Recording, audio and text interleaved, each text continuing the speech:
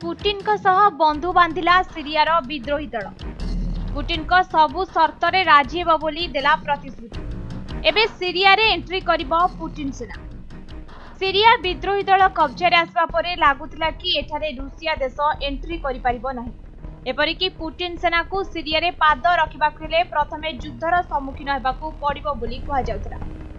कारण Vladimir Putin सर्वदा बशर अल असद को समर्थन करि आसिछन्ति। एणु बशर अल शासन हटवा परे निश्चित भावे तांको विरोधी दल पुटिन को विरोध रे जीवो बोली कहा जाउतरा।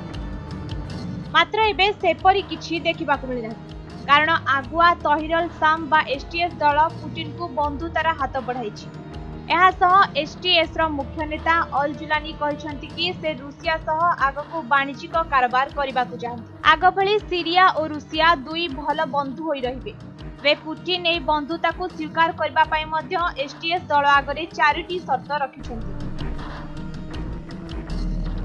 तेबे एही 4टी शर्त कोन आसंतु जानिबा। पुटिन को प्रथम शर्त हेउछि सीरिया रे थिबा रूसिया समस्त मिलिटरी बेस को एसटीएस दल सुरक्षा जोगाइबो। एहार किछि भी क्षति हेबाकू देबो नाही।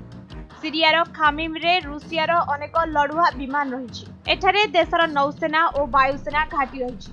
एणु अनेक मिसाइल ड्रोन जहाँ सबु युद्ध रे व्यवहृत हुए से सबु एठारे मौजूद रहिछि।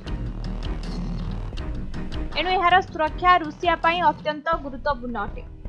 द्वितीय शर्तटी हेउछि सीरिया रे थिबा रूसियार समस्त कूटनैतिक अनुष्ठान गुड़िक जेभଳି सुरक्षित रुहे सेथि प्रति एसटीएस ध्यान देबो।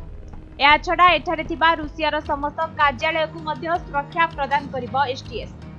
तेबे पुटिन को शेष शर्त हेउछि जेभଳି भविष्यत रे उभय देश मध्य स्थिरता बजाय रहे सेथि प्रति दुई देश मिलिमिशि एक बैठक रे कथा हेबे। भविष्यत रे जेभଳି निज प्रतिश्रुति रु एसटीएस ओहरि न जाय एपरि हेले रूसिया मध्य यार जवाब देबो बोली पुटिन सेना कहिछि। ब्यूरो रिपोर्ट समय।